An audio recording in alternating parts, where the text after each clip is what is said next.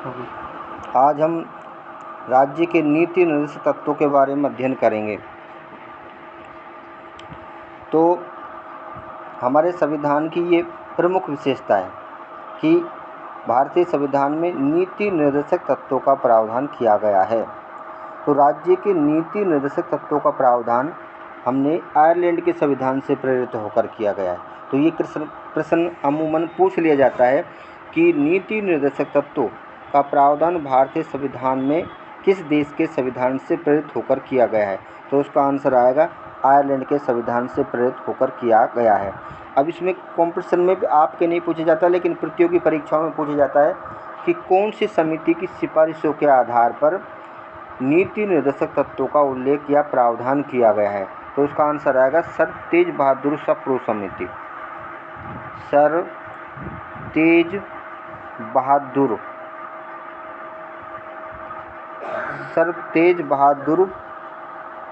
सप्रू समिति की सिफारिशों के आधार पर। तो ये बड़ा इम्पोर्टेंट प्रश्न है। सर तेज बहादुर सप्रू समिति की सिफारिशों के आधार पर भारतीय संविधान में नीति निर्देशक तत्वों का प्रावधान किया गया।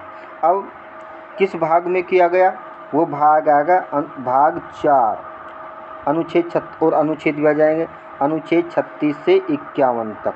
तो एक बात इसमें आ गई कि किस देश से प्रेरित हैं, तो आयरलैंड के संविधान से प्रेरित हैं।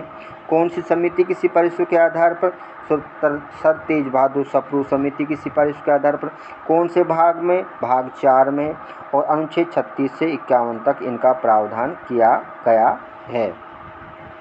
अब हम आगे बात करते हैं, तो इसके अर्थ की बात करेंगे। तो इसका अर्थ क्या है, तो अर्थ मैंने आपको पहले बता दिया कि नीति निर्देशक तत्व वे सिद्धांत हैं या वे विचार हैं जो लोक कल्याणकारी नीति निर्धारित करते समय सरकार का मार्गदर्शन करते हैं। ऐसा दिया गया है कि राज्य के नीति निर्देशक तत्व वे विचार हैं जिन्हें संविधान निर्माताओं ने भविष्य में बनने वाली सरकारों के समक्ष एक पथ प्रदर्शक के रूप में रखा है। इसके साथ साथ ये भी इसका अर्थ है और नीचे दे रखा है कि नीति निर्देशक तत्व राज्य की कार्यपालिका व व्यवस्थापिका के समक्ष आचार संहिता के रूप में काम करते हैं। आचार यानी व्यवहार के नियमों के रूप में काम करते हैं।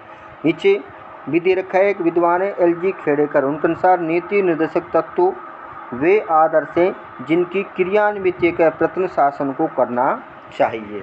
अब मैंने आपको बार बार बताया कि लोक कल्याणकारी नीति निर्धारित करते समय, तो लोक कल्याण का मतलब है कि सरकार प्रत्येक नागरिक के लिए रोटी, कपड़ा, मकान, शिक्षा, चिकित्सा की सुविधा उपलब्ध करवाए और जो आर्थिक विषमता है उसको कम से कम करने का प्रयत्न करे और लोगों के जीवन स्तर को सुधारे। इसको बोलते हैं लोक कल्याणकारी राज्य। तो वर्तमान समय में क्योंकि भारत में चूँकि लोकतांत्रिक शासन व्यवस्था है, इसलिए जो सरकार निर्वाचित होती है वह जनता के प्रति उत्तरदायी होती है। तो कोई भी निर्वाचित सरकार इन लोक कल्याणकारी राज्य के मार्ग में बाधा उत्पन्न नहीं कर सकती, इसलिए ये इनकी सहायता करती है और सहायता करने में ये तत्व निर्देशन का काम करते हैं। इसलिए कहा गया है कि नीति निर्देशक तत्व वे विचार हैं जो लोक कल्याणकारी नीति निर्धारित करते समय सरकार का मार्गदर्शन करते हैं। अब आगे हम बात करेंगे तो ये अनुच्छेद 36 से 51 तक है और भाग 4 में है। ये बात भी आपको बता दी गई। अब हम बात करेंगे कि ये महत्वपूर्ण है, ये सकारात्मक तत्व हैं, लेकिन इतना महत्वपूर्ण होते हुए भी संविधान के अनुच्छेद 37 में कहा गया है कि इस भाग कौन सा 4 में दिए गए उपबंधों को यानी प्रावधानों को यानी नीति निर्देशक तत्वों को किसी भी न्यायालय द्वारा बाध्यता नहीं दी जा सकेगी, अर्थात कि इनके उल्लंघन पर व्यक्ति न्यायपालिका की शरण नहीं ले सकता। अब जबकि मौलिक अधिकार वाद योग्य हैं, उनके उल्लंघन होने पर व्यक्ति न्यायपालिका की शरण ले सकता है। अब हम आगे बात करेंगे कि राज्य के नीति निर्देशक तत्वों का प्रावधान भारतीय संविधान में क्यों किया गया है, यानी क्या आवश्यकता पड़ गई इनकी।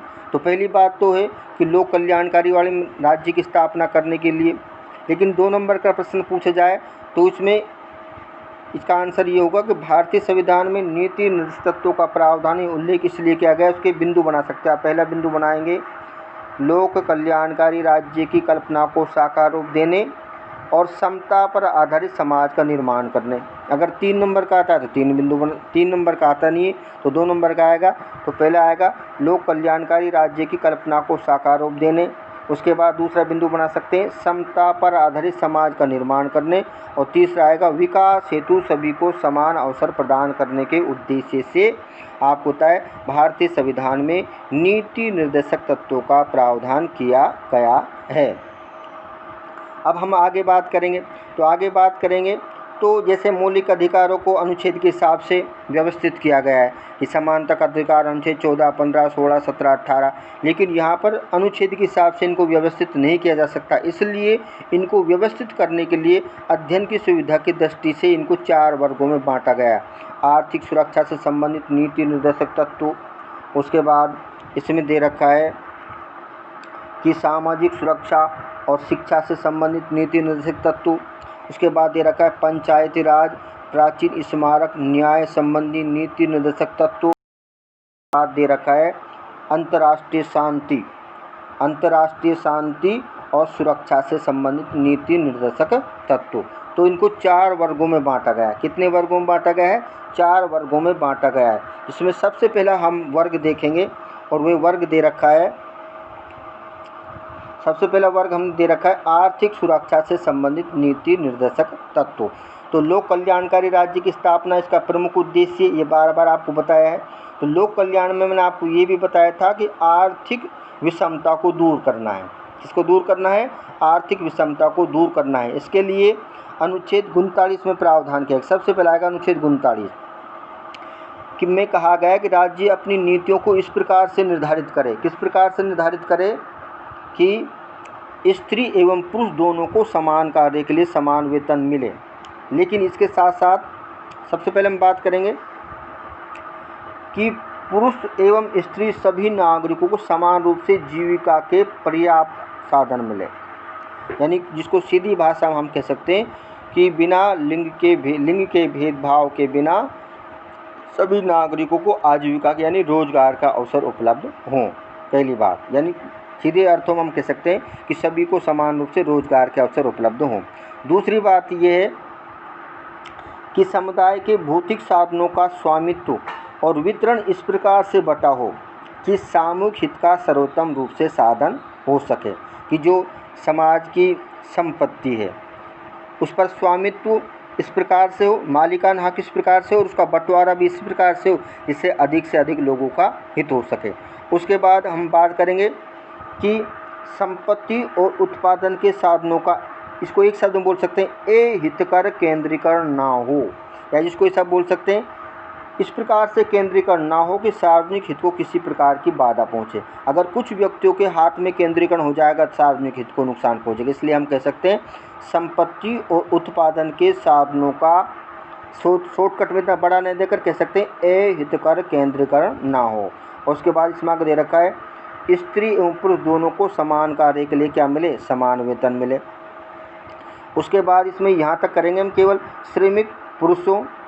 श्रमिकों पुरुषों स्त्रियों के स्वास्थ्य तथा शक्ति एवं बालकों की सुकुमार अवस्था का आर्थिक परिस्थितियों दुरुपयोग ना हो। उदाहरण के लिए मान लीजिए कोई बच्चा काम करने के लिए जाता है, स्त्री जाती है, अब आपको होता है उसका काम निर्धारित कर रखा है 9 बजे से 5 बजे तक, लेकिन मान लीजिए कि उसको 9 बजे से 5 बजे काम करने के बाद उसको श्रमिक या पारिश्रमिक नहीं दिया जाता और कहा जाता है कि आधे घंटे और काम करना पड़ेगा, तो इसका आर्थिक परिस्थितियों में दुरुपयोग हो। ऐसा नहीं होना चाहिए। उसके बाद इस अनुच्छेद के अंतर्गत पहला अनुच्छेद कौन सा हुआ? आर्थिक सुरक्षा से संबंधित नीति निर्देशक तत्वों में अनुच्छेद 39 हुआ। इसमें 4-5 बातों का हमने अध्ययन किया और ज़्यादा और भी दे रखी है, लेकिन सबका अध्ययन करना हम उचित नहीं समझते हैं। उसके बाद हम बात करेंगे अनुच्छेद 41 की बात करेंगे। अनुच्छेद 41 में रोजगार की बात कही गई, जिसको सिद्ध